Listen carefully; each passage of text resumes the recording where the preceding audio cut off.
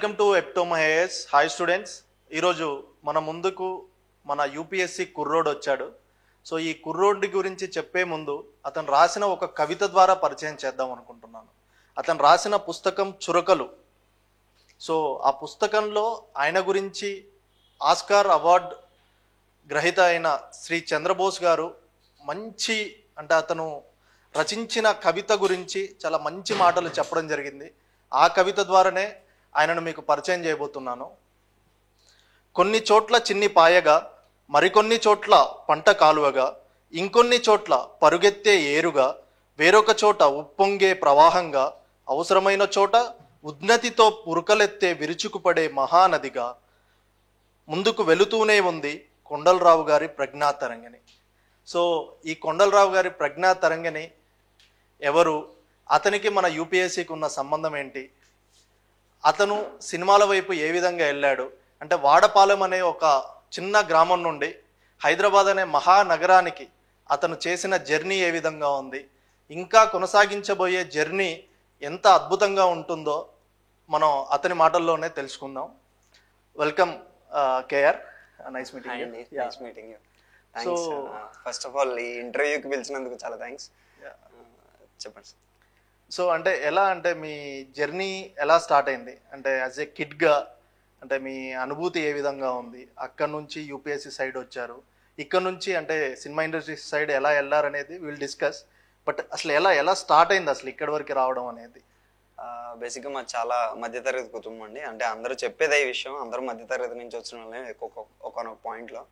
So Vadapalem తూర్పుగోదావరి జిల్లాలో కొత్తపేట తాలూకా వాడపాలెం అనే చిన్న గ్రామం అండి అది.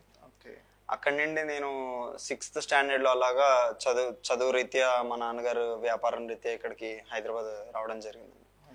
అప్పటి నుంచి అంటే చిన్నప్పటి నుంచి కూడా ఏంటంటే నాలో ఉండేవి 2 థింగ్స్. ఒకటి అల్లరి చిల్లరగా ఉండడం, అంటే బాగా చదివేవాడిని, అదే వేరే విషయం.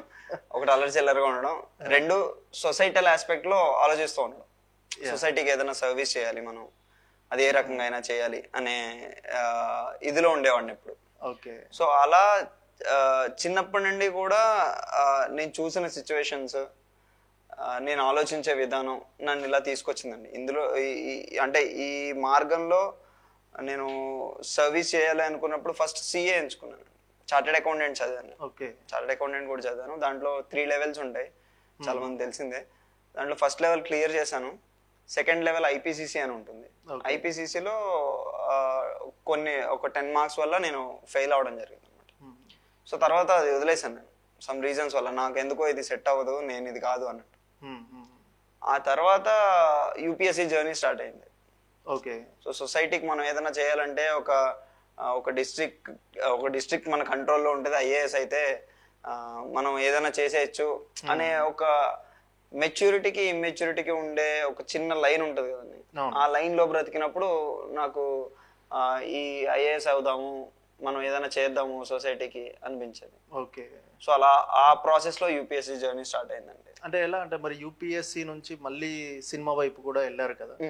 అంటే ఇప్పుడు జనరల్ గా సిఏ నుంచి యూపీఎస్సీ నుంచి అంటే ఇప్పుడు సక్సెస్ వచ్చినప్పుడు మాట్లాడే మాటలు వేరు. అవునండి. జనరల్ గా వెన్ వీఆర్ ఇన్ ప్రాసెస్, అంటే మీ కవితలో కూడా ఎక్కడో రాసినట్టుంది, పురిటి నొప్పుల వలె ఆ కష్టం ఉంటుంది, కష్టపడేటప్పుడు ఆ బాధ ఇంకా తెలుస్తుంది, అది పడ్డవాడికి ఆ విజయం చాలా అద్భుతంగా ఉంటుందని ఆ టైప్ లో ఆ సెన్స్ లో రాశారు. సో అంటే ఆ ముందు ఏవైనా అవమానాలు కానీ, అంటే చుట్టుపక్కల వాళ్ళు మాట్లాడేది, ఒక్కొక్కసారి క్లోజ్ ఫ్రెండ్స్ కూడా అంటుంటారు నీకు దేనిపైన కాన్సన్ట్రేషన్ లేదేంట్రా. సో అవి ఆ టైంలో ఎలా ఫేస్ చేశారు, అది ఆ టైంలో అంటే ఎలా మిమ్మల్ని మీరు స్ట్రాంగ్ చేసుకోగలిగారు? యూజువల్గా అందరికీ ఉండేవండి అవమానాలు, నాకనే కాదు ప్రతి ఒక్కరికి. ఒక ప్రొఫెషన్లో అంటే తనకు నచ్చిన ప్రొఫెషన్లో వెళ్ళేటప్పుడు, ఒక కళ కోసం వెళ్ళినప్పుడు, లేదంటే మనకి ఇష్టమైంది చేద్దాం అనుకునేటప్పుడు ఒక సొసైటీ అంతా ఒకవైపు అయిపోతుంది, మనం ఒక్కరం ఒకవైపు అయిపోతాం. సో ఆ ప్రాసెస్లో ఏంటంటే ఇంటి నుంచి బయట నుంచి అందరి నుంచి అవమానాలు ఉంటాయి. యూజువల్గా ఇంటికి గెలిచి రచ్చ గెలవాలి ఈ టైప్లో మాట్లాంటారు. నేను ఇంట్లో గెలవలేకపోయాను, బయట గెలవలేకపోయాను అప్పుడులో. బట్ నాకున్న నమ్మకం వల్ల ఒకటే, నేనేదో చేయాలనుకుంటున్నాను, అది నేను చేస్తాను ఎప్పటికైనా. సో ఆ నమ్మకమే నన్ను తీసుకొచ్చింది.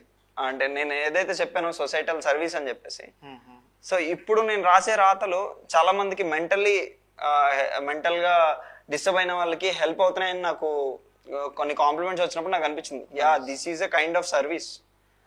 ఇప్పుడున్న జనరేషన్ లో ఈ జెన్జీలో చాలా మందికి mental health important, physical health కంటే ఫినాన్షియల్ హెల్త్ కంటే కూడా మెంటల్ హెల్త్ అనేది ఇంపార్టెంట్. అది కరెక్ట్ గా ఉంటే మనం ఏదైనా చేయగలం. సో అది నాకు ఇది గ్రేట్ సర్వీస్ అనిపిస్తుంది నిజంగా. సో అండ్ యూపీఎస్సీ జర్నీలో అంటే మీరు అన్నట్టు సిఏ, యూపీఎస్సీ, ఇప్పుడు సినిమాలు, ఈ మూడు అన్సర్టినిటీ అండి.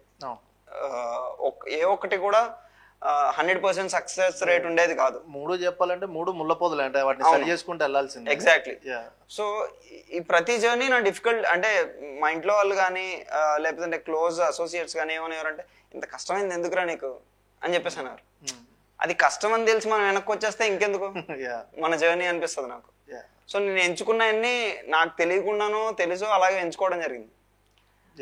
సో యూపీఎస్సీకి ప్రిపేర్ అయ్యేటప్పుడు కూడా అవసరమా నీకు, ఏదో ఒక చిన్న గవర్నమెంట్ జాబ్ ఈజీగా వస్తుంది కదా నువ్వు చదువుకున్నదని, నాకు వచ్చినాయండి నిజంగానే. విలేజ్ సెక్రటేరియట్ అని ఇలాంటి జాబ్స్ నేను ఎగ్జామ్స్ రాస్తే వచ్చాయి, ఏం చదవకుండా వెళ్ళి రాస్తే, అంటే యూపీఎస్సీ ప్రిపరేషన్ తో పాటుగా. బట్ అది నా స్టాండర్డ్ కాదని నాకు అనిపించింది. ఓకే, అంటే ఇది ఓవర్ కాన్ఫిడెన్స్ అనుకోవచ్చు చూసేవాళ్ళు వినేవాళ్ళు, బట్ నా స్టాండర్డ్ కాదు, I have to achieve something అనిపించింది అనమాట. అంటే మన ఇష్టాలు వేరే దగ్గర ఉన్నప్పుడు మనకు అది నచ్చకపోవచ్చు. అండ్ ఇంకా అన్సర్టనిటీ విషయానికి వస్తే చాలా మంది అంటూ ఉంటారు స్టెబిలిటీ లేదు అది ఇది అని చెప్పేసి. మన మీద మనకు కాన్ఫిడెన్స్ ఉంటే అవతల వాళ్ళు ఏంటన్నా సరే మనలో మనకు స్టెబిలిటీ ఉన్నట్టే అని నేను బిలీవ్ చేస్తాను. వాస్తవం అంటే ప్రయత్నం చేస్తూ ఉంటే, అంటే అది ఏ పనైనా కూడా అది కొంతమందికి వేరే రకంగా కనిపించవచ్చు, కానీ మనం ప్రయత్నం చేస్తున్నంత కాలం అది స్టేబులే. మనం ఎగ్జాక్ట్లీ అది ఎనీథింగ్. అంటే ఇప్పుడు మనం ఒక షార్ట్ డైరెక్షన్ లో ఒక పాత్ అనుకొని సక్సెస్ అవ్వలేకపోతే పాత్ చేంజ్ చేసుకుని ఇంకో పాత్లో సక్సెస్ వస్తుంది కదా. ఎందుకంటే సినిమా ఇండస్ట్రీ గురించి మాట్లాడుతున్నాం కాబట్టి చిరంజీవి గారు కూడా అంటే నావీలోకో లేదంటే దీంట్లోకి వెళ్దాం అనుకున్నారు, అక్కడ నుంచి ఆయన పాత ఆయన చేంజ్ చేసుకుని మళ్ళీ ఇటు సైడ్ అంటే మూవీ సైడ్ వచ్చారు, సక్సెస్ అయ్యారు. మేబీ అటు సైడ్ వెళ్ళి ఇంకా పర్సూ చేసినా అటు కూడా అయ్యి ఉండేవారు. బట్ అదే ప్రయత్నం చేస్తే ఆటోమేటిక్ గా అది ఉంటదని అయితే, అంటే మాటలలో అయితే అది కనిపిస్తుంది, రాతలలో కూడా ఇంకా బాగా కనిపిస్తుంది.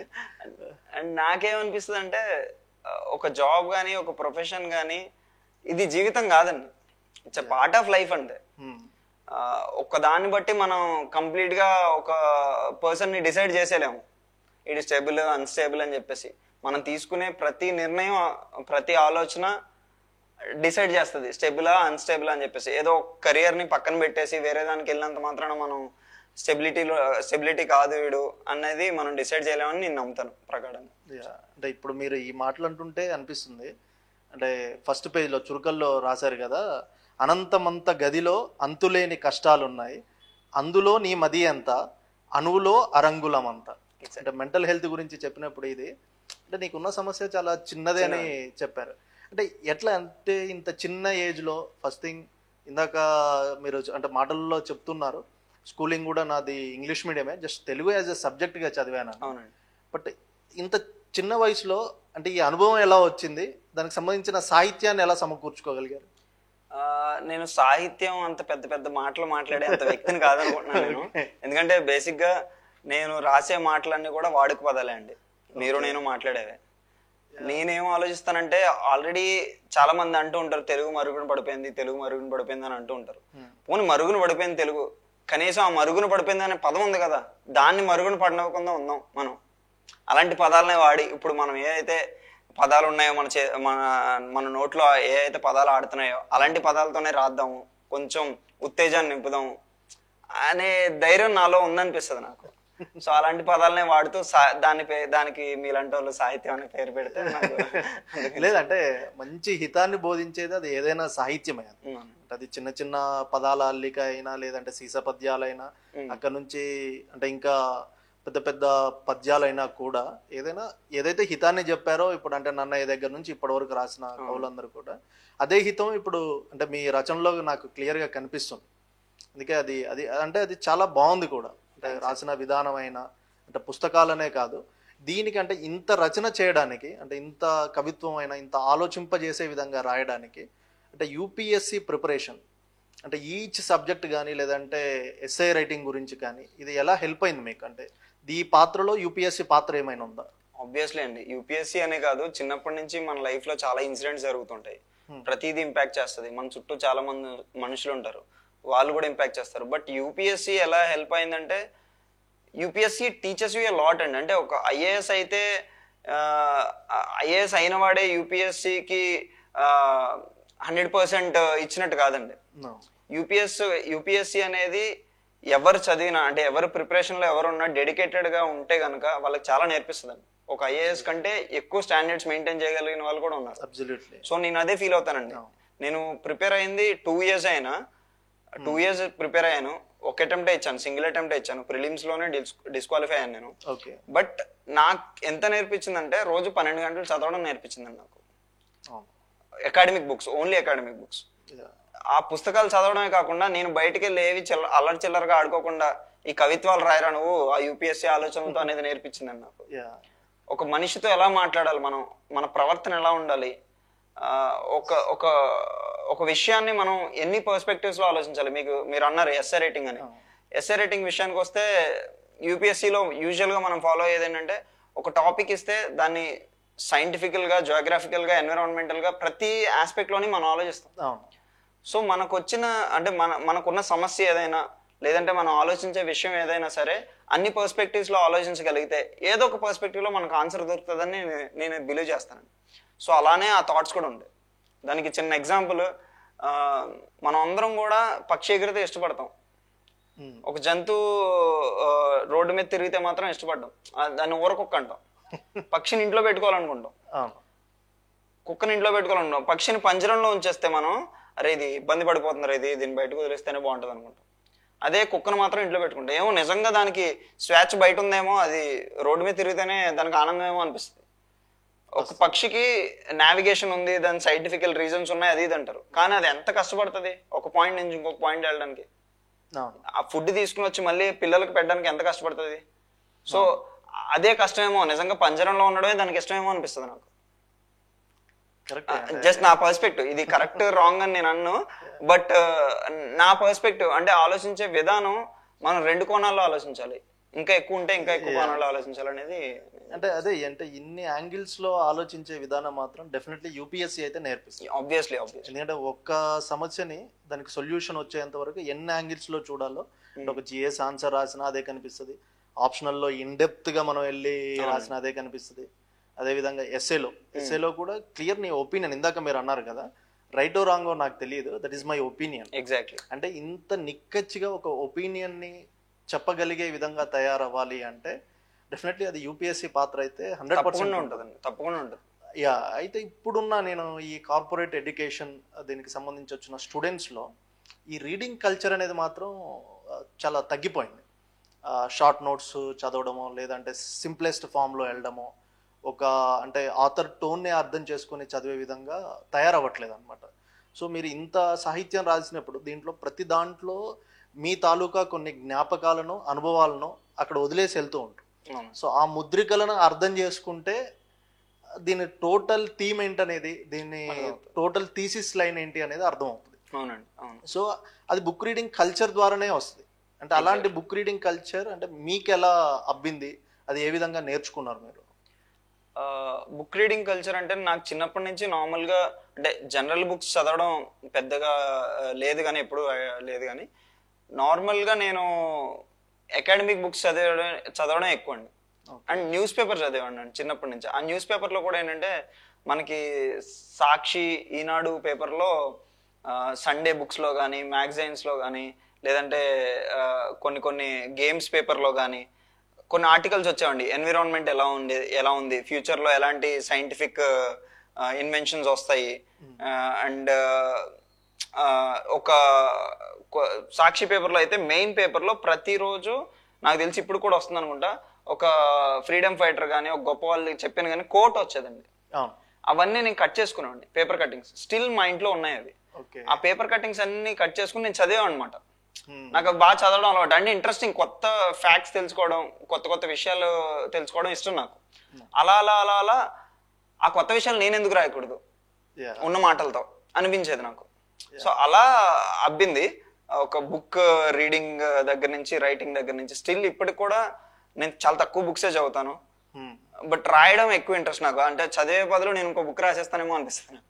అంటే సమాజం సంబంధించిన అంటే దాన్ని అబ్జర్వ్ చేసేటప్పుడు ఆటోమేటిక్ గా దాని గురించి వివరణ ఇవ్వాలంటే డెఫినెట్ గా ఇందాక సింపుల్ గా రాశాను, సరళంగా రాశాను అంటే డిఫికల్ట్ గా రాయడం యాక్చువల్గా ఈజీ ఏమో, మేబీ సింపుల్ గా రాయడమే కష్టం. అందుకే యూపీఎస్సీలో కూడా ఒక ఎస్సే అడగడం జరిగింది last year, before last year, simplicity is the ultimate sophistication అని ఇవ్వడం జరిగింది అనమాట. ఎగ్జాక్ట్లీ. సో అంత సింపుల్ గా ఉన్నదే చాలా అర్థవంతంగా ఉంటది, ప్రతి ఒక్కరికి కూడా అర్థం అవుతుంది. ఒక రకంగా చెప్పాలంటే దాని గురించి తెలుగు సాహిత్య పరంగా అయితే ఉద్యమాలు కూడా జరిగాయి. అంటే వాడుక భాషనే ముందుకు తీసుకెళ్ళాలి, వాడుక భాష ముందుకు ఉండాలని, ఎందుకంటే అది ఈజీగా ప్రతి ఒక్కరికి అర్థమయ్యే భాష కాబట్టి. సో అంటే మీరు రాసిన అంటే ఒక్కొక్క బుక్ గురించి ఒకసారి మాట్లాడితే, ఈ ఆనెలు అంటే ఏంటండి? అది బుక్ లో పెట్టి ఆనెలు అని మీ ముద్రిక పాదముద్రికి కూడా దానిపైన కనిపించింది. ఏంటి అసలు ఈ ఆనెలు ఏంటి? అది దీని గురించి చెప్పే ముందు ఒక చిన్న విషయం చెప్తానండి. ఇందాక మీరు కార్పొరేట్ ఎడ్యుకేషన్ లో అంటే చదవడం తక్కువ అయిపోయిందని చెప్పేసి అన్నారు కదా. యూజువల్ గా కాంపిటీషన్ పెరిగిందండి, వి ఆల్ నో దట్. ఈ కాంపిటీషన్ పెరిగే ప్రాసెస్ లో ఎడ్యుకేషన్ సిస్టమ్ అనేది ఏం చేస్తుందంటే ర్యాంక్స్ రావాలి, ఫస్ట్ టాపర్లు అయిపోవాలి వీళ్ళు, మన మన ఇన్స్టిట్యూట్ని ఒక లెవెల్లో పెట్టేయాలి. ఇంతవరకు ఆలోచిస్తున్నారు తప్ప how much knowledge we are giving, ఎంతవరకు నాలెడ్జ్ మనం ఇస్తున్నాము, ఆ నాలెడ్జ్ సొసైటీకి ఎలా ఉపయోగపడుతుంది అనే ధోరణి తగ్గిపోయింది అనిపిస్తుంది నాకు ఈ మధ్య కాలంలో. సో వెన్ నువ్వు నాది బేసికలీ పోస్ట్ గ్రాడ్యుయేషన్ హిస్టరీ అండి, నేను టాపిక్ కొంచెం డీవేట్ అవుతున్నాను, బట్ ఎందుకు చెప్తున్నానంటే ఇది దీనికి సంబంధించింది. హిస్టరీలో మనకి ఏం నేర్పిస్తుంది అంటే ప్రతి చరిత్ర నుండి ఆ చరిత్రలో వాళ్ళు చేసిన తప్పులేంటి, మనం ఏం చేయకూడదు, రిపీట్ అవ్వకుండా. చాలా మంది హిస్టరీ అంటే ఎలా అంటారంటే ఆ డేట్ లో ఎవడు గుర్తుపెట్టుకుంటాడు లేరు, అక్బర్ ఎప్పుడు పుట్టాడు నాకు ఎందుకు లేరు. ఇది కాదండి హిస్టరీ. అసలు హిస్టరీ ఈజ్ లైక్ అప్పటి రాజు అప్పటి ఏదైనా క్యాలమిటీస్ కానీ, న్యాచురల్ క్యాలమిటీస్ కానీ, ఏదైనా డిజాస్టర్స్ కానీ వచ్చినప్పుడు తను ఎలా ఫేస్ చేశాడు, ఎలాంటి కండిషన్స్ ఉన్నాయి, ఎలా ఓవర్కమ్ చేశాడు, ఇప్పుడున్న మనం సిచ్యువేషన్స్ కి ఎలా చేయాలి అనేది బేసిక్ గా హిస్టరీ అండి. దాని నుంచి మనం ఏం నేర్చుకున్నాం అనేది హిస్టరీ. సో ఇప్పుడు కూడా ఒక స్టూడెంట్ కి మనం ఎలాంటి నాలెడ్జ్ ఇస్తున్నామో అది ఎలా సొసైటీకి యూజ్ చేయాలి అనేది అనే ధోరణిలో ఉండాలి తప్ప ఇంకా అణిచివేయకూడదని నా ఆలోచన ర్యాంకుల విషయంలో పడి. వాస్తవం అంటే మీరు హిస్టరీ గురించి చెప్పినప్పుడు, చిన్నప్పుడు స్కూల్లో మా టీచర్ 6th క్లాస్లో సోషల్ టీచర్ చెప్పారనమాట. 6th or 7th క్లాస్లో థామస్ అల్వా ఎడిసన్ అనే అతను బల్బు కనిపెట్టాడనే విషయం నీకు తెలియకపోతే మళ్ళీ అదే ప్రయత్నం ఇంకొకరు చేస్తారు. So time waste.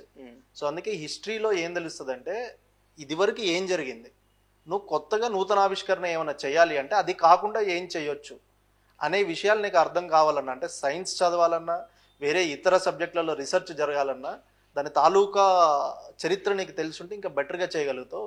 అందుకే హిస్టారియన్స్ లో కూడా అన్ని వెలికి తీతలు ఇవన్నీ చేయడం కూడా, మన టెక్నాలజీ ఏ విధంగా ఉండేది అంటే ఇప్పుడు టెంపుల్ స్ట్రక్చర్స్ ఇవన్నీ కూడా స్టిల్ ఇప్పటికే అది కట్లయిపోతున్నాం. అలాంటి టెంపుల్స్ మనం అంత బ్యూటిఫుల్. ఇప్పుడు కొన్ని టెంపుల్స్ కడితే వెంటనే వర్షంకి కుంగిపోవడం, లేదంటే వాటర్ గారడం, ఇంకా అంటే ఇంత అల్టిమేట్ మోడర్న్ టెక్నాలజీ వచ్చినా కూడా చేయలేకపోతున్నాం.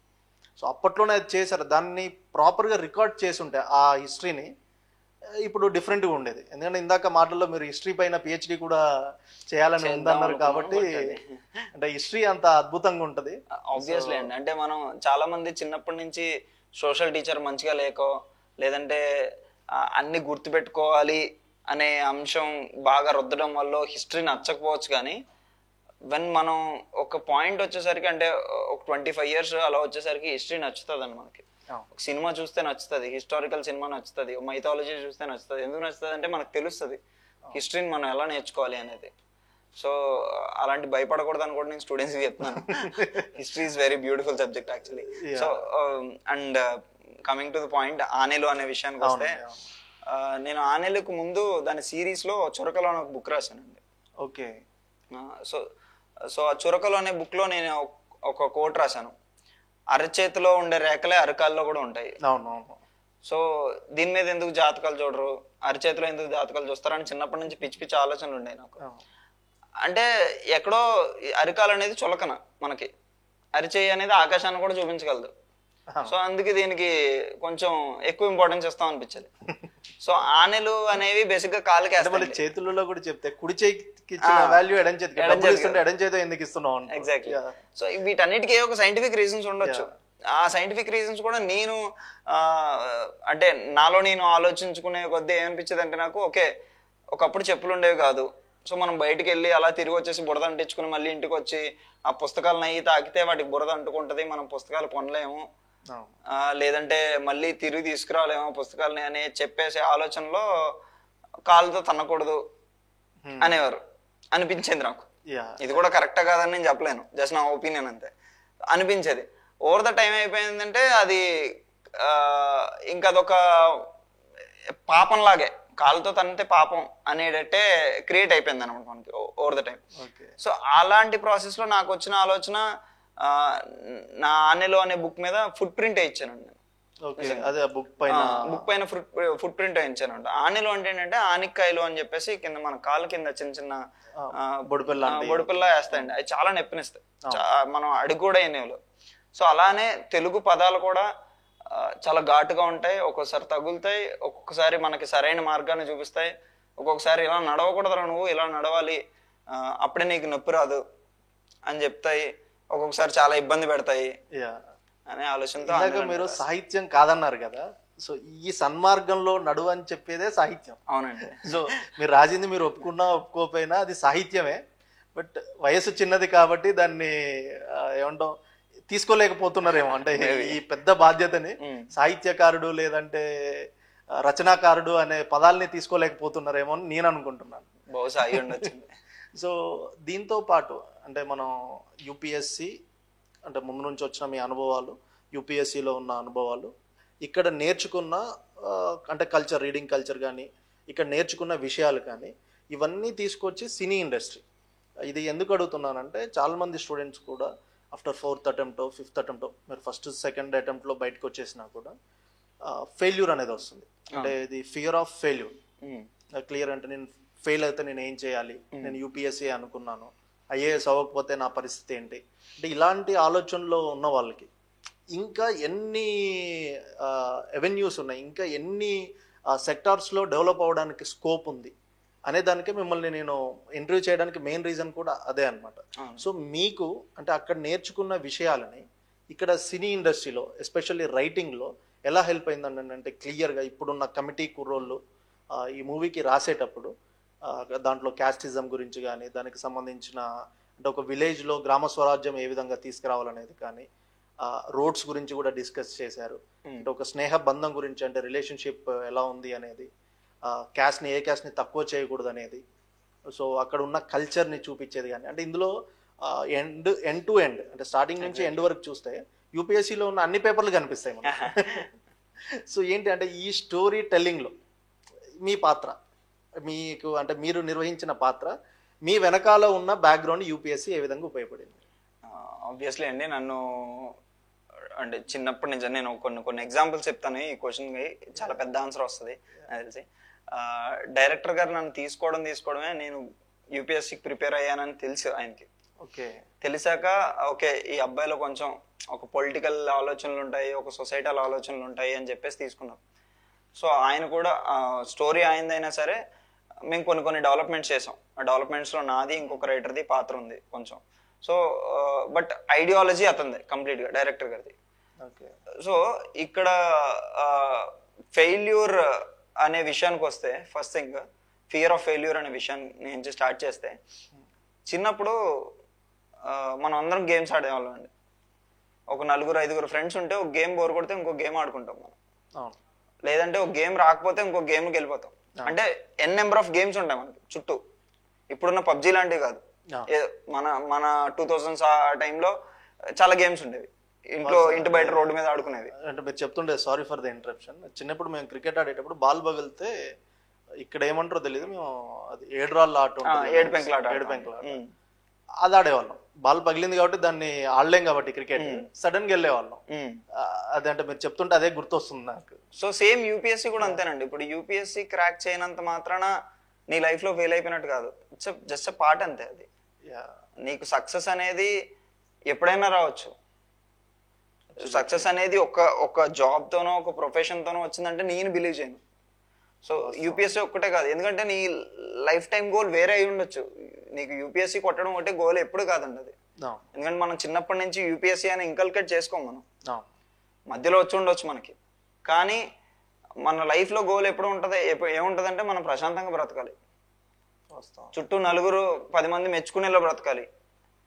ఇంతవరకు ఆలోచిస్తాం మనం ఎప్పుడు కూడా. చెడుగా బ్రతకాలని ఎప్పుడూ ఆలోచించాం. మంచిగా బ్రతకాలనుకున్నప్పుడు బోల్డ్ మార్గాలు ఉంటాయి, యూపీఎస్సీ ఒకటే అవ్వదు. అలా నేను యూపీఎస్సీ చదవద్దని ఎవరిని అన్నాను, చదవండి, ఫెయిల్ అయిపోతే బాధపడతాను, మళ్ళీ ప్రయత్నించండి. యా, ఆబ్వియస్లీ ప్రయత్నించాలి. బట్ అవ్వలేదు, ఇది అవ్వలేదు, ఇంకా నేను దేనికి పనికిరాను అనుకోవడం మాత్రం మూర్ఖత్వం. చాలా ఉంటాయండి ప్రపంచంలో. నేను ఇందాక మీరు ఒక కోట్ చేశారు, ప్రపంచంలో అనేక సమస్యలు ఉంటాయి, నీదెంత అణువులో అరంగులం అంత. అరంగులమే యూపీఎస్సీ.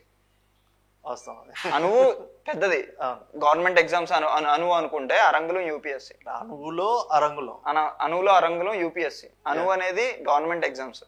ఈ అనంతం అనేది చాలా మాలాంటి ప్రొఫెషన్స్ అవ్వచ్చు, లేదంటే టీచింగ్ ప్రొఫెషన్స్ అవ్వచ్చు, చాలా కళలు అవ్వచ్చు, ఈ కెమెరా సెటప్ అవ్వచ్చు, చాలా ఉంటాయి. ఇంకా దాంట్లో ఎంత భూమే చాలా చిన్నది. ఎగ్జాక్ట్లీ. అనంతమైన విశ్వంలో అగైన్ జాగ్రఫీలో చూస్తే కూడా అంటే ఓ గెలాక్సీలో ఒక ప్లానెట్ లో ఒక చిన్న ఊర్లో పుట్టినోడు నువ్వు, చిన్న ప్రాణి నువ్వు చెప్పాలి అంతే. సో దానికి అంత స్ట్రెస్ అంటే ప్రపంచ భారాన్ని అంతా నువ్వే మోస్తున్నంత ఫీల్ అవ్వాల్సిన అవసరం. ఎగ్జాక్ట్లీ. మనం గెలాక్సీ అనుకుంటే యూపీఎస్సీ అనేది ఒక చిన్న ఊర్లో నాట్ ఇంకా ఇన్ఫినిటీ నాట్ తర్వాత 1 ఉంటే అంతే, అది అవుతుంది అంతే. సో అంత బాధపడిపోవాల్సిన అవసరం లేదు, అంత మనం ఏమి చేయలేము అనుకోవాల్సిన అవసరం కూడా లేదు. ఎగ్జాంపుల్ నేనే యూపీఎస్సీ క్లియర్ చేయలేకపోయినా, ఓకే ఫైన్, ఇది ఒకటే కాదు కదా, ప్రపంచంలో చాలా ఉంటాయి కదా. And coming to the point, ఇది ఈ యూపీఎస్సీ జర్నీ అనేది సినిమాలో ఎలా హెల్ప్ అయింది, ఏ విధంగా మేము సినిమాలో ఇవి ఇన్కల్కేట్ చేసాము అనే దానికి వస్తే, ఎప్పుడు కూడా నేను ఇందాక చెప్పినట్టు ఒక సమస్యని మనం చాలా విధాలుగా ఆలోచించగలగాలి, చాలా డెడికేటెడ్గా ఉండాలి మనం చేసేదానికి. సో అలానే మేము సినిమా స్టోరీని కూడా తీసుకెళ్ళడం జరిగింది అనమాట. ఒక్కొక్క క్యారెక్టర్ ఒక్కొక్క విధంగా డిజైన్ చేసుకున్నాం, ఒక్కొక్క క్యారెక్టర్ ఒక్కొక్క పర్స్పెక్టివ్లో డిజైన్ చేసుకున్నాం.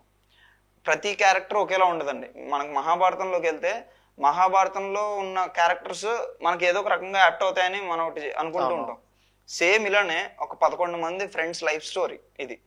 ఒక ఊరు స్టోరీయో లేదంటే ఒక ఫ్రెండ్షిప్ స్టోరీయో కాదండి. ఒక 11 మంది ఫ్రెండ్స్ ఒక ఊర్లో ఉన్నారు, వాళ్ళ 30 years స్టోరీ ఇది. ఆ 30 years లో మనం ఎంతవరకు వాళ్ళ 11 మందిని ఊర్లో ఉన్న సాధారణంగా ఊర్లో ఉండే వాళ్ళకి కనెక్ట్ చేయగలుగుతాం, ఏ టైప్ ఆఫ్ క్యారెక్టర్లు ఉంటాయి జనాలకి, చూసే ఆడియన్స్ కి అనేది మేము చాలా రీసెర్చ్ చేసామండి. సో ఆ రీసెర్చ్ నిజంగా యూపీఎస్సీ నుంచి కొంచెం హెల్ప్ అయింది నాకు. ఎందుకంటే ఒక కాన్సెప్ట్ కోసం మనం ఎలా అయితే హిందూ పేపరు, ఇండియన్ ఎక్స్ప్రెస్ లేకపోతే వేరే చదువుతామో ఒక కాన్సెప్ట్ గురించి, అలానే ఒక క్యారెక్టర్ గురించి మేము చాలా స్టడీ చేసాం. అది కనిపిస్తుందండి అంటే అది మూవీలో కూడా నాకు క్లియర్ గా.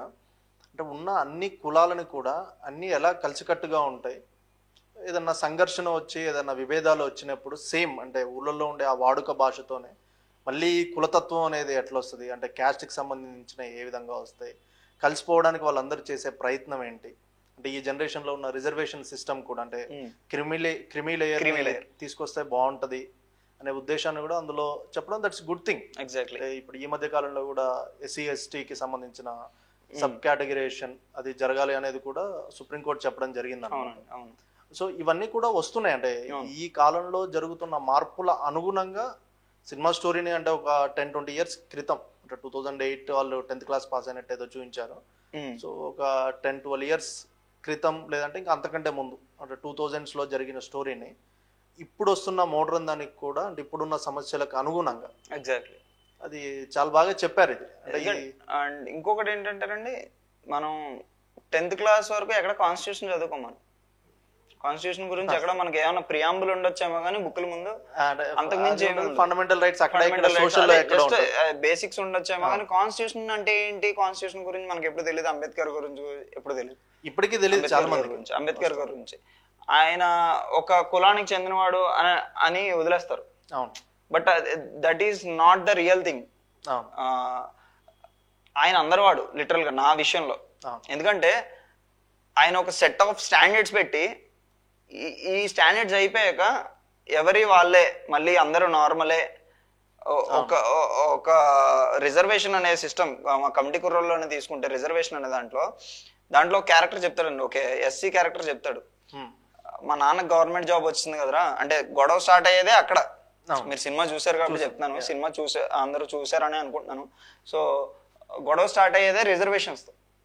సో రిజర్వేషన్స్ అప్పుడు గొడవ స్టార్ట్ అయితే అడు మొత్తం వాళ్ళు మళ్ళీ కలిసాక 12 years తర్వాత మా నాన్న గవర్నమెంట్ జాబ్ వచ్చింది కదా ఇంకా నాకెందుకురా నేను ఏదో బిజినెస్ పెట్టుకుంటాను, బికాస్ మేము దాంట్లో ఆడు ఇన్ డెప్త్ లోనే మేము ఒక లెవెల్కి వచ్చేసాం, మేము పొజిషన్కి వచ్చాం. మేము ఎస్సీయా ఎస్టీయా ఓసీయా బీసీయా అనేది పక్కన పెడితే మాకు ఆర్థికంగా ఒక స్థాయి ఉంది, సమాజంలో మా నాన్నకంటూ ఒక పలుకుబడి ఉంది. 10 మంది ఊర్లో 10 మంది దగ్గర మా నాన్నని గౌరవిస్తారు అంతే. అక్కడ నువ్వు అప్లిఫ్ట్ అయిపోయావు. You are not scheduled caste anymore, you are not backward caste anymore.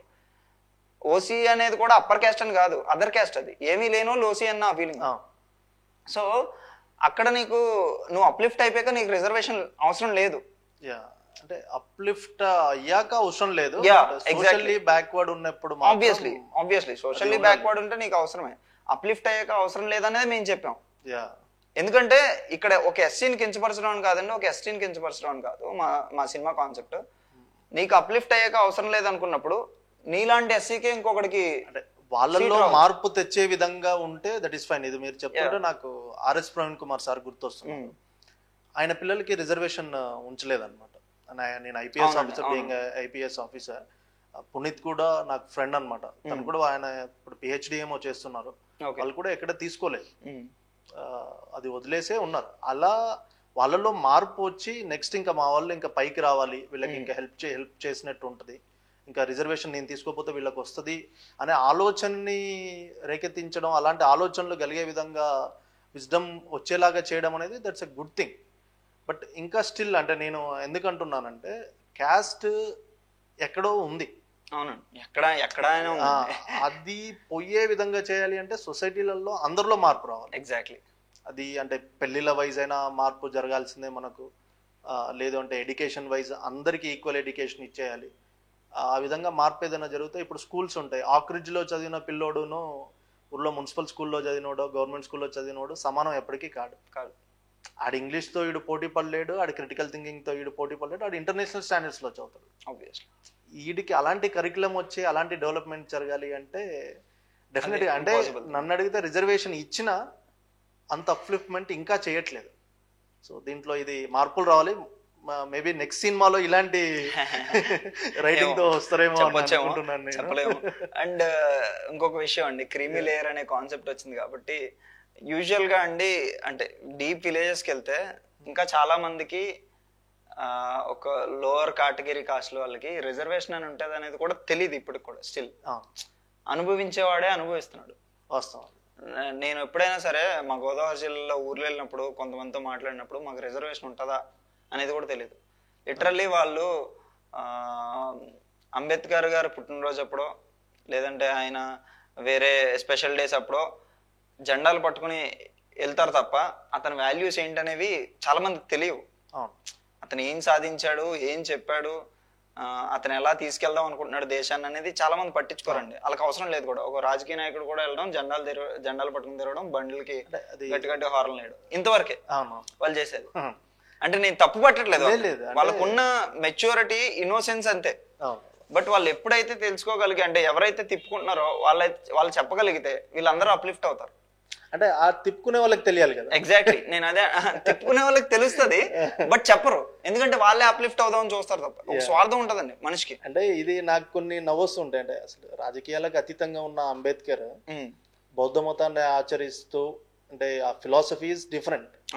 అతనికి వచ్చి బొట్టు పెట్టి కొబ్బరికాయలు కొడుతూ ఉంటారు బర్త్డే రోజు.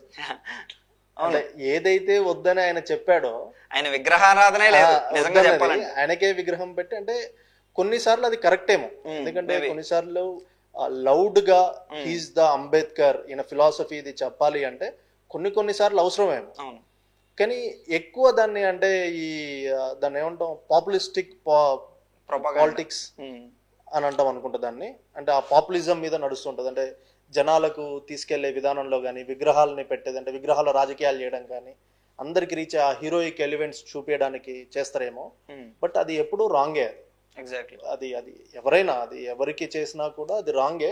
బట్ కొన్నిసార్లు కొన్ని సంఘటనలో అది రైట్ అవుతుంది. ఎగ్జాక్ట్లీ. అంటే అంబేద్కర్ లాంటి స్టాల్ వార్డ్స్ కి పెట్టేటప్పుడు మాత్రం అక్కడ ఎందుకంటే ఇప్పటి వరకు ఆయన ఫిలాసఫీని చూపించలేదు కాబట్టి, ఇప్పటి వరకు ఆయన ఐడియల్స్ ని ఇంకా ఫుల్ గా తీసుకెళ్లేదు కాబట్టి అవసరం ఏమో. ఎగ్జాక్ట్లీ అలాంటి అట్లా అన్సంగ్ హీరోస్ చాలా మంది గురించి పెట్టుకుంటూ తీసుకొస్తే ఓకే. ఈ రెగ్యులర్ పొలిటీషియన్స్ ని, ఈ రెగ్యులర్ అంటే కులంతో ముడిపెట్టి పెట్టుకోకుండా దాన్ని ఒక హిస్ ద రైట్ పర్సన్ అనే విధంగా కానీ అది మార్చలేమండి ఇప్పటికి. ఎందుకంటే జనాల్లో నేను చెప్పాను కదండి, ఒక్కొక్కరు ఒక ఆలోచిస్తారు. సో ఒక్కొక్క ఆలోచన ధోరణి ఎవరిది మనం తప్పుపట్టలేము, ఎవరిని తప్పుపట్టలేము, ఎవరిని కాదు అనలేము. Because every one has their freedom, constitution అదే ఇచ్చింది మనకి. సో మనం ఏమీ మార్చలేము అనేది నేను ఫీల్ అవుతాను. ఎవడన్నా మారాలనుకుంటే మనం మార్గం అవ్వాలి. పర్ఫెక్ట్ చెప్పి అది నేను నమ్ముతాను అనమాట. సో సేమ్ థింగ్ ఇది కూడా అంతే. ఒక అంటే ఈ రిజర్వేషన్ అనేదైనా క్యాస్ట్ అనేదైనా గవర్నమెంట్ సైడ్ నుంచి ఎంత రావాలో జనాల నుంచి కూడా అంతే రావాలండి. ఎక్కడో ఒక ఈక్విలిబ్రియం పాయింట్ ఉంటుంది. ఆ పాయింట్ కి టచ్ అవ్వగలిగితేనే ఇవన్నీ చేంజ్ అవుతాయి తప్ప ఏ ఒక్కడి నుంచి రాకపోయినా ఇవేం చేంజ్ అవ్వవు. పర్ఫెక్ట్. మూవీలో కూడా చూపించారు కదా, సో రాత్రి వచ్చి నోట్లు పంచగానే పొద్దునకే మొత్తం మీ పోయిటరీలో ఉంది, సేమ్ మూవీలో కూడా అది రిఫ్లెక్ట్ అయింది. వాస్తవం అది. అంటే జనాలు మంచి తెలుసు, వీడు మంచోడని తెలుసు, బట్ ఓటు మాత్రం డబ్బులకు నిజాయితీ ఉంటదండి వాళ్ళకి. డబ్బులు తీసుకున్న వాళ్ళకి మనం ఓట్లు వేయాలని నిజాయితీ చాలా మందికి ఉంటుంది. అందరికి మన డబ్బులని గ్రహించలేకపోతున్నాం. అదిగో చీకట్లో నడిచొస్తున్నాయి నోట్లు, ఇంకెందుకు ఆలస్యం వాటిని ఆపి అమ్ముకోండి మీ ఓట్లు. అంటే దీంట్లో ఈ పోయంలో క్లియర్ గా చెప్పారు కదా. బేసిక్ గా మా గోదావరి జిల్లాలో, అంటే నేను గోదావరి జిల్లాలో చూశాను కాబట్టి అక్కడే చెప్తున్నాను. నేను నైట్ అంటే ఎలక్షన్ ముందు రోజు 2 రోజుల ముందు నైట్ అర్ధరాత్రి 11 గంటలకి డబ్బుల కోసం వెయిట్ చేసే వాళ్ళు చాలా మంది ఉంటారు. వస్తున్నాడా, అదే ఇంటి ముందు లైట్ వేసి ఉంచుతారు. నిజంగా ఏదైతే సినిమాలో చూపించామో అదే రిఫ్లెక్ట్ అవుతుందండి అక్కడ. అంటే మేము నిజంగా చూసినవి అక్కడ సినిమాలో చూపించాము, సినిమాలో చూపించినవి బయట కాదు రిఫ్లెక్ట్ అవ్వడం. సో వస్తున్నాడా రావట్లేదా, అదిగో వాడికి 500 ఇచ్చాడు, నాకు 1000 ఇచ్చాడు, వాడికి 500 ఇచ్చాడు అని గొడవలు కూడా చాలా ఉంటాయి. ఇవ్వకపోతే అడిగిన సిచ్యువేషన్స్ కూడా ఉన్నాయి. డబ్బులు తీసుకుని ఓట్లు లేకపోతే ఉన్నాయి. ఊర్లు బహిష్కరణ చేసిన ఊర్లు కూడా ఉన్నాయి. సో అన్ని విధాలుగా ఉంటారండి మనుషులకి. మీరు అన్నట్టు మంచి తెలుసు, కానీ వాళ్ళు అనుకున్నది వాళ్ళు చేస్తారు. అంటే మంచి అనేది చాలా ప్రొటెక్ట్ గా చూస్తారు, వాళ్ళని రాజకీయాల్లోకి రానియరు అన్నమాట. మంచిని రాజకీయాలు బాలేవని దూరంగా పెట్టేస్తూ ఉంటారు. అందుకే మంచోళ్ళు గెలవడం కొంచెం కష్టంగా ఉంటుంది. అంటే ఆబ్వియస్లీ టైం పడుతుంది, టైం టేకింగ్. నోట్లు ఇవ్వకుండా ఓట్లు పడతాయా అనేది నాకు స్టిల్ ఇంకా ఇప్పటికీ కష్టమే. బట్ ఇప్పుడు లివింగ్ స్టాండర్డ్స్ అనేది పెరుగుతున్నాయి కాబట్టి అందరు పిల్లలు చదువుకోవడం కానీ చేంజ్ అయితే ఎవిడెంట్ గా కనిపిస్తుంది కూడా. అది లాస్ట్ టైంకి ఇప్పటికి చాలా చేంజ్ అయితే ఉంది. అంటే లాస్ట్ 5 years ఎలక్షన్ జరిగినప్పుడు ఈ జనరల్ ఎలక్షన్కి, నెక్స్ట్ 5 years లో కూడా ఇంకా చేంజ్ వస్తుందేమో. ఓవర్ ద టైం సినిమాలో చూపించినట్టు లాస్ట్ లో హీరో అంటాడు, హీరో ఈ సంవత్సరం మనకి ఎన్ని పడ్డాయి అంటే ఈసారి మనకి ఎన్ని పడ్డాయి 832 ఓట్లు, ఏమో నెక్స్ట్ టైం ఇంకా ఎక్కువ పడచ్చు, ఆ తర్వాత ఇంకా ఎక్కువ పడచ్చు, తర్వాత గెలవచ్చు మేమే అనే చెప్తారండి. మేము 11 మంది, ఇప్పుడు 832 మంది కమిటీ కుర్రాలు అని చెప్పేసి అంటారు. సో సేమ్ థింగ్ ఎక్కడైనా సరే నువ్వు నిజాయితీగా నీ వెనకాల ఉన్న వాళ్ళకి నిలబడ్డావు అంటే నేను ముందుకు వాళ్ళే తీసుకెళ్తారు ఆటోమేటిక్ గా. సో డబ్బులకో దేనికో అవన్నీ పక్కన పెడితే కొంతమంది ఏమి ఇవ్వకపోయినా మనకు వస్తారండి. ఏమి ఇవ్వకపోయినా తిరిగి డబ్బులు పెట్టుకుని వచ్చే వాళ్ళు కూడా ఉన్నారు. అలాంటి రాజకీయ నాయకులు మనం చూస్తూనే ఉంటాం. వాళ్ళ వెనకాల తిరిగే వాళ్ళు వాళ్ళే డబ్బులు పెట్టిన వెళ్ళి వాళ్ళే ఫ్లెక్సీలు కట్టి చేసే థింగ్స్ కూడా ఉన్నాయి ఇప్పటికి. సో టైం టేకింగ్, బట్ రాజకీయం చేసే వాళ్ళు కూడా ఉన్నారు కొంతమంది. ఫర్ ఎగ్జాంపుల్ అంటే నేను విన్నది ఆర్ నేను కొంచెం అబ్జర్వ్ చేస్తే చూసింది కూడా, ఆయన రాజుగారు ఉంటారు, బొబ్బిలి అనుకుంటా, బేబీ నాయనను ఏదో పేరు ఉంటుంది, ఎమ్మెల్యే గారు. సొంత డబ్బులతో ఆయన చేసిన థింగ్స్ కూడా ఉన్నాయి. నేను వేరే అక్కడ ఇక్కడ వేరే ఫ్రెండ్స్ తో వినింది జరిగింది అనమాట. అట్లా ఉన్నారు. అంటే అక్కడ ఆంధ్రలో అయి ఉండొచ్చు, ఇక్కడ తెలంగాణలో కూడా సొంత డబ్బులు, సొంత పొలాలు తాకట్టు పెట్టి సొంత పొలాలు అమ్ముకొని చేసే రాజకీయ నాయకులు కూడా ఉన్నారు. Very rare. అదే మీరు అన్నట్టు అంటే యంగ్స్టర్స్ చదువుకుంటున్నారు, స్టాండర్డ్స్ పెరుగుతున్నాయి. ఓవర్ ద టైం ఒక 20 years లో ఏమో ఇంకా ఒక పాత బ్లడ్ అంతా పోయి కొత్త బ్లడ్ అంతా వస్తుంది. అలవాటు పడ్డ బ్లడ్ స్లోగా బ్లడ్ అంతా ఫేడ్ అయిపోయి మెల్లమెల్లగా కొత్త తరం వస్తుంది. ఆ యువ తరం డబ్బుగా ఆశపడకుండా ఓట్లు వేస్తారు, లేదంటే ఓట్లు వేయడం అనేసి మనకెందుకు టైం బొక్క అనుకునే వాళ్ళు కూడా ఉన్నారండి ఇప్పుడు కూడా. అది ఉంది. అది అంటే ఓట్లకి వెళ్లకుండా హాలిడేని ఎంజాయ్ చేసే వాళ్ళు చాలా మంది ఉన్నారు. బట్ అది రైట్ కింద దాన్ని ఏదన్నా మార్చి, అంటే దానికి ఒక అది నీ రైట్ అనే దాన్ని ఇంకొంచెం తీసుకెళ్ళగలిగితే, అంటే జనాల్లోకి కూడా దానికి ఏదన్నా చూస్తే పనిష్మెంట్ కూడా ఏదన్నా యాడ్ చేయగలిగితే, అంటే ఓటు వేయకపోతే నీకు ఇవి రావు అనేది, ఎగ్జాక్ట్లీ అలాంటి ఏమన్నా కొత్త డిస్కషన్స్ జరుగుతాయండి. అవన్నీ చేంజెస్ వస్తే సొసైటీకి గుడ్. ఇందాక సొసైటీకి హెల్ప్ చేద్దామని అనుకున్నాం కాబట్టి సొసైటీకి చాలా హెల్ప్ అవుతుంది. సో అంటే ఏంటి నెక్స్ట్ ప్రాజెక్ట్ ఇంకేమన్నా చేస్తున్నారా, అంటే ఏదైనా సైన్ చేశారా? చేస్తున్నానండి, ఒక 2-3 ప్రాజెక్ట్స్ అయితే అవుతున్నాయి ప్యారలల్ గా. అందులో ఒకటి దిల్ రాజు గారు దాంట్లో కూడా అవుతుంది. అంటే శ్రీకారం సినిమా తీసిన డైరెక్టర్ కిషోర్ గారు అని చెప్పేసి ఆయనతో వర్క్ చేస్తున్నాం. అండ్ ఇంకా కొత్త డైరెక్టర్లే, ఆయన ప్రొడ్యూసర్ ఒక ఆయన పవన్ అని చెప్పేసి ఆయనతో ఒక సినిమా చేస్తాం, ఒక వెబ్ సిరీస్ చేస్తాం. అంటే ఈ మధ్య మీ జిల్లాలో వాళ్ళు, గోదావరి జిల్లాలో వాళ్ళు స్టార్ట్ చేశారుగా వారి తాలూకా వీరు తాలూకా అని, అలాగే మీరు కూడా మాకు యూపీఎస్సి తాలూకా అయ్యో. సో మన యూపీఎస్సి తాలూకా అంటే ఇంకా ఇలాంటి స్టూడెంట్స్ కూడా, అంటే నా మెయిన్ ఎజెండా, అంటే మన ఎపిటోమ్ ఎజెండా కూడా ఏంటి అంటే there is no failure, exactly again there is no success. So నీకు ఫియర్ ఆఫ్ ఫెయిల్యూర్ ఎంత ఉంటుందో ఫియర్ ఆఫ్ సక్సెస్ కూడా అంతే ఉంటుంది. అది జస్ట్ పుస్తకంలో మనం అనుకున్నట్టు పేజీ తిప్పుతూ ఉంటే ఈరోజు అది ఫెయిల్యూర్ అవ్వచ్చు, రేపు సక్సెస్ అవ్వచ్చు. సో అది ప్రయత్నిస్తూనే ఉండాలి, ప్రయత్నిస్తూనే ముందుకెళ్ళాలి. ఇది ఎక్కడో నేను ఓపెన్ ఆర్ట్ విత్ ఆర్కేనో ఏదో ఇంటర్వ్యూలో చూశాను, ఎంఎస్ నారాయణ గారు చెప్తారు అనుకుంటా, ప్రయత్నిస్తూ మరణిస్తే అది విజయం, ప్రయత్నం విరమిస్తే అది మరణం. సో అందుకే ట్రై అండ్ ట్రై. డెఫినెట్లీ అది సక్సెస్ అనేది జస్ట్ మీ మహేష్ బాబు మూవీస్ లో చెప్తాడు, అది has comma no full stop అని. సో ముందుకు వెళ్తూనే ఉండాలి. సో మీరు ఇంకా సినిమా రైటింగ్స్ పరంగా కానీ జనాల్ని మేల్కొల్పే విధంగా రైటింగ్స్ రావాలని, మంచి మంచి సినిమాలు మంచి మంచి రైటింగ్స్ మీ నుండి రావాలని కోరుకుంటున్నాం.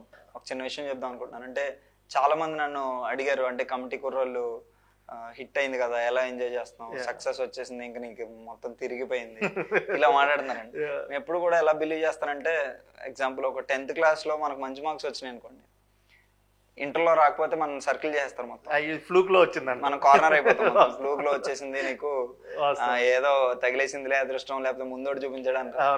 సేమ్ ఇది కూడా అంతేనండి. ఒక సినిమా హిట్ అయినంత మాత్రాన, లేదంటే మనం ఐఏఎస్ కొట్టేసినంత మాత్రాన, లేదంటే వేరే ఏదన్నా ప్రొఫెషన్ ఫస్ట్ అలా హిట్ చేసినంత మాత్రాన మనం సక్సెస్ కాదండి. మనం దాన్ని కంటిన్యూ చేయాలి. మన లెగసీ ఏదైతే ఉంటుందో, అంటే మన హిట్ సక్సెస్ ఏదైతే ఉంటుందో దాన్ని కంటిన్యూ చేయగలగాలి, జాగ్రత్తలు తీసుకోవాలి, మన ప్రవర్తన బాగుండాలి, ఫస్ట్ మన డెసిషన్ మేకింగ్ కరెక్ట్గా ఉండాలి.